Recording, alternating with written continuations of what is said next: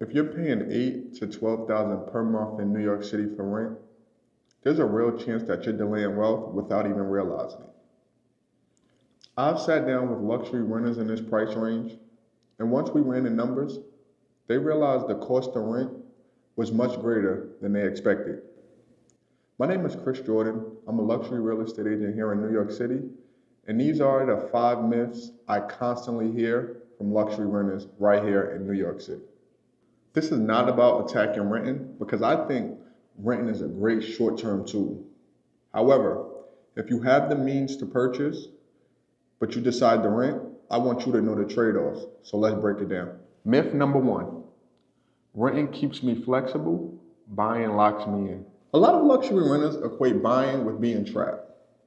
When in reality, when you buy in a prime New York City neighborhood like Chelsea, Tribeca, West Village, Upper East Side, Upper West Side, these neighborhoods give you multiple exit strategies, right?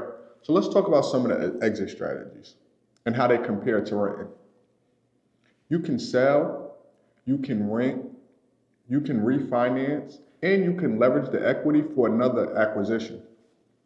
But let's talk about how that compares to renting, right? When you rent, you sign a 12 to 13 month lease. Let's say in that 12 to 13 month lease, life happens. You have to relocate, whatever the case may be. It's your responsibility to find a new tenant to take over your lease. Not only is it your responsibility to find a tenant, you have to make sure the tenant is qualified. I've seen multiple times when a renter finds a tenant and a tenant does not qualify, right?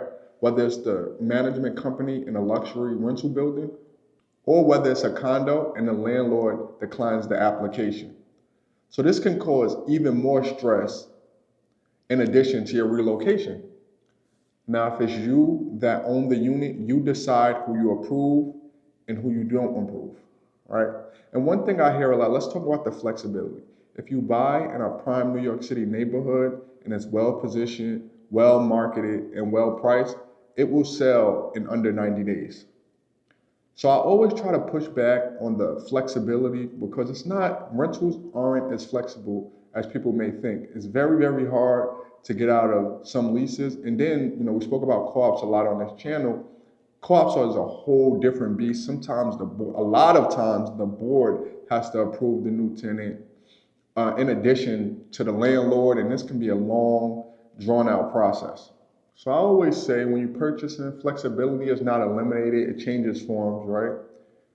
When you're renting, flexibility is attached to a lease. When you're purchasing, flexibility is attached to an asset. It's just two totally different positions to be in, right?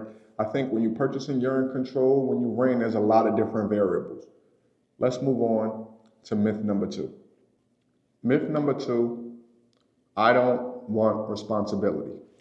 When renters say this usually means they don't want to deal with repairs and maintenance, and I think that's very understandable and that's fair.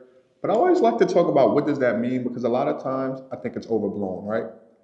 Because when you're in a condo or a co-op building management handles exterior, staff, common areas, and roofing. Now, to be fair, there are some things inside your apartment that you may need to handle on your own. So I always say to renters, I think the big question is occasional maintenance worth not having asset accumulation? And I think that's a real question. It's a fair question. And because for some people, it's worth it and for others, it's not. So I think that's a question you should ask yourself. But I do think you should understand what repairs and maintenance mean in a condo and co-op building because you're not going to be shoveling snow. You're not going to be dealing with boilers. Now, townhouses, that's a very, very fair concern because townhouses are a different beast. There can be a lot of problems. A lot of townhouses are very historic, so there can be problems in a townhouse, but co-ops and condos, I do think that this concern is a little bit overblown. So I always like to really get them to understand exactly what this means. Also, in a lot of condo buildings, you are going to have maintenance, full-time maintenance staff. Even some buildings, I know a live-in super, even small boutique co-op buildings You might not have a full-time staff, but you'll have a staff on call. So it's a lot less maintenance than what people think. Myth number 3, the market might go down.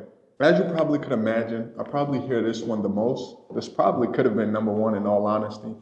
And I think it's a fair question. And I always like to ask the renter, what's their timeline?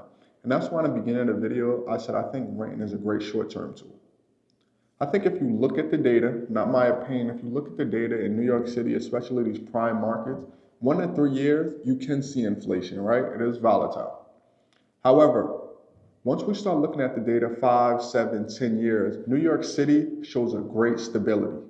When it comes to real estate and the long-term hold, 5, 7, 10 years, New York City real estate is one of the best stable assets you can have.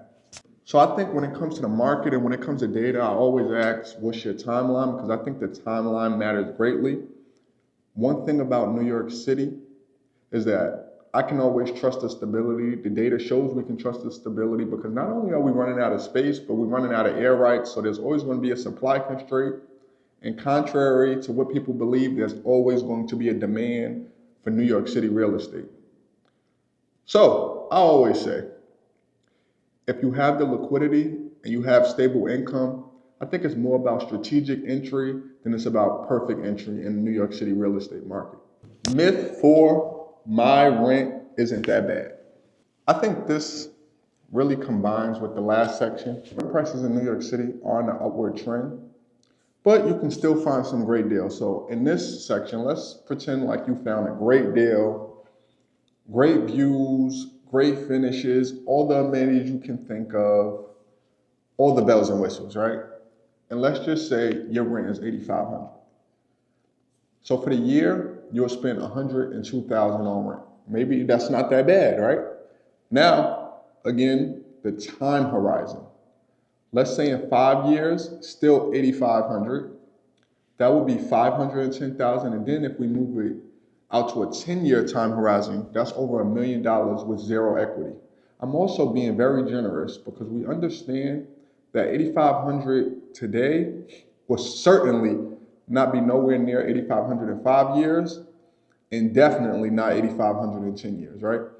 One thing we see about rentals in New York City, and this is even going higher, but usually 3 to 5% is a safe inflation on rent. So every year, units are going to go up 3 to 5%. So that number will probably be much, much higher with zero equity. And one thing I'll say is even if appreciation is modest, let's just say, right? Let's say appreciation is modest.